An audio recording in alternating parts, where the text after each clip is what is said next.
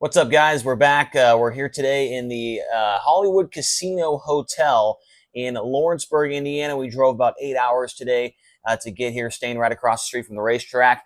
And obviously, I wouldn't have much other time to do this preview for Butler Motor Speedway that's going to be taking place on Saturday, June 1st, over there in Quincy, Michigan. It is a 3/8 mile oval. It'll be race number 21 of 2024 for Kubota High Limit Racing, and it is going to be the Mace Thomas Classic, which is an event they hold there every single year, and it boasts a little bit of a higher purse payout. With High Limit Racing, we already pay out a $12,000 purse for the winner every single race. Usually at the Mace Thomas Classic, they do have a five-figure payday, but since it already is a five-figure payday for High Limit, they're going to make it $12,085 to win, because usually that is the end two numbers for the high payday Mace Thomas Classic at Butler Motor Speedway every single year. So $12,085 to win and $1,200 to start. Before we get to any farther, I want to talk about the weather, because obviously that is a big concern on Saturday night. High of 74 degrees on Saturday, a low of 58 degrees. And as you can see here, rain chances are at 80% right now. Cloudy skies, 5 to 10 mile per hour wind. And you might be thinking, well, what the hell? We're done. We're not going to be able to get this one in. But I have heard, they have posted on Facebook and Twitter that Sunday is a rain date. So we will race there, whether it's on Saturday or it's on Sunday. We will get the Mace Thomas Classic in on one of those 2 days. So great job by everybody at Butler Motor Speedway and everybody involved with High Limit Racing to make sure that we're able to get this race in, whether it's Saturday or on Sunday. Now let's look at the most recent 410 winners. Butler Motor Speedway, one of the few tracks in the country that is actually a regular 410 track where they race there every single week with 410 wing sprint cars. And so far this year, they have had 4 different winners in their 4 races. On May 25th, the most recent race, it was Chase Ridenauer getting the win. May 18th, Bryce Lucius came up from Ohio and got a win. Van Gurley Jr. on May 11th, he was a winner there as well. May 4th, it was Zane DeVault. And then the last race they had in 2023, it was Tyler Rankin getting the win.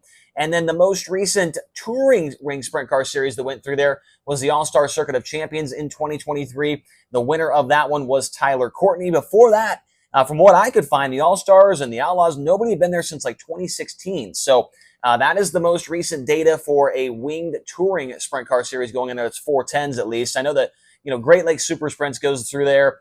Sprints on Dirt, a couple other series as well go through there. But for a major touring wing sprint car series, Tyler Courtney, 2023 with the All-Stars. Now, who is going to be making their High Limit Racing debut as far as the full-time drivers with the series? Who will be at Butler Motor Speedway for the very first time? The list, as you can see, is very, very long. Not many of our guys have been there, and that has been a trend this year with High Limit Racing. We've gone to so many tracks this year where a handful of guys that race with us, as far as our full-time 16 cars, have been there. So here are the guys that have never been there before. Brad Sweet, Brent Marks, Corey Day. Every time we talk about this, Corey Day's on the list. Rico Abreu, Justin Peck, Spencer Baston, James McFadden, Jacob Allen, Corey Eliason, Casey Kane, and Brenham Crouch. So that's 3, 6, 9, 12, 14. Wait, right? 3, 6, 9, 12.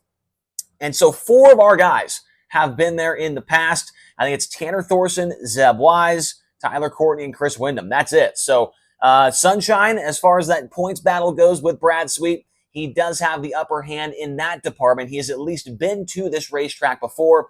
Meanwhile, his next closest championship contenders, the next 4 guys behind him, none of them have been there. That being Sweet, Marks, Day, and Abreu.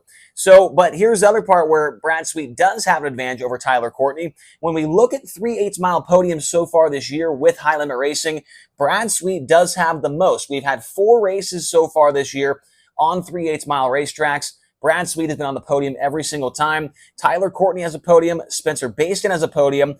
Brent Marks has 3 podiums on 3/8 mile racetracks. James McFadden with 1, and Justin Peck also with 1. And this is where Sweet has the upper hand on Courtney.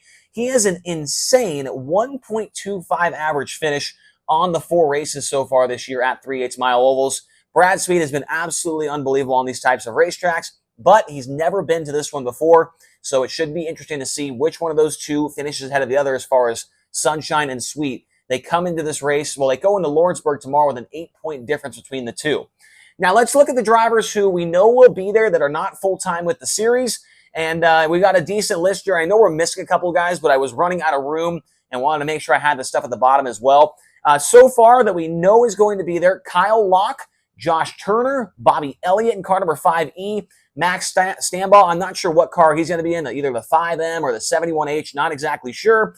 Darren Nida in the 7N. Keith Sheffer Jr., we saw him earlier this year at East Bay Raceway Park. He will be in the 10SR. Van Gurley Jr. in the 13V. Justin Clark coming up from Ohio in the car number 78. Tyler Gunn, he'll be fun to watch in the 68G. He's always on the hammer. And Tyler Rankin, we already talked about him, a former winner at Butler just last year. I believe he is in the 16C car. Am I wrong on that? Or is that Chase Ridenauer? I'm not really sure. Ridenauer should be on this list as well. I think he actually might be in the 16C. I don't know what number Tyler Rankin is off the top of my head right now, but we know that he will be there. Final thing on the board, it will be Corey Eliason's turn for his high roller playlist when we get up there to Butler Motor Speedway. And I have a bad feeling that people probably aren't going to like his very much. And I mean, every time we've had a lot of rap music when it comes onto these high roller playlists, there have not been very many good reviews. So if you don't like rap, you're probably not going to like Corey Eliason's playlist. But the playlist thing is supposed to show the drivers' personalities and things like that.